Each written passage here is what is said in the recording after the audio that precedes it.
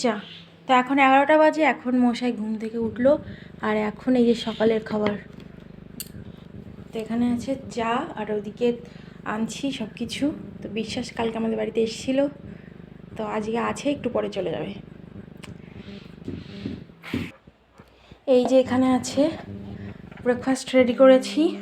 তো মা বানিয়েছিল কালকে পিঠে, মাংস, তারপরে চিতই পিঠে, আর এই যে এখানে আছে হচ্ছে রোল, ডিম টোস্ট আর বাটি সাপটা। আর এই যে মশাই ঘুম থেকে উঠে এখন চা খাচ্ছে। এখন 11টা বাজে, এখন ঘুম থেকে ওঠার সময় হলো। দেখি ওটা সরাও রাখবো। আর টেবিলে বসে খাবে না, এই ঘরে বসেই খাবে, কোথাও খাবে না, এই ঘরে বসে খাবে। কি পায় এই ঘরে বসে খেতে আমি জানি না, ওই জন্য এই পরিস্থিতিতে দিতে হচ্ছে, চেয়ারের উপর সব কিছু রাখতে হচ্ছে।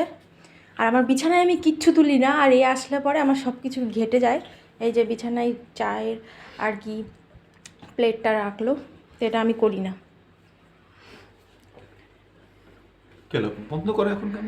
এই দেখো আমাদের বাড়ির পরিবেশটা, ভিউটা, জানলা খুললে এই ভিউটা দেখলে পরে না অটোমেটিক মনটা ভালো হয়ে যায়। মানে মাঠের মৃদু মিষ্টি হাওয়া যখন গায়ে লাগে ভোরবেলায়, মানে এমনি ফ্রেশ হয়ে যায় শরীরটা, তো খুব ভাল লাগে আমার। তোমাদের বাড়িতে এইসব এই ভিউটা পাওয়া যায় না, আমাদের বাড়িতে আসলে পাওয়া যায়। শীতকালে আরও বেশি ভালো লাগে, আর কিছুদিন পর পুরো মাঠটা হলুদ হয়ে যাবে সর্ষে ফুলে, আরও বেশি সুন্দর লাগবে, তখন সূর্যের আলোটা এসে পড়বে, আরও সুন্দর লাগবে বেশি। দারুণ। কেমন লাগছে এই ভিউতে চা খেতে বসে?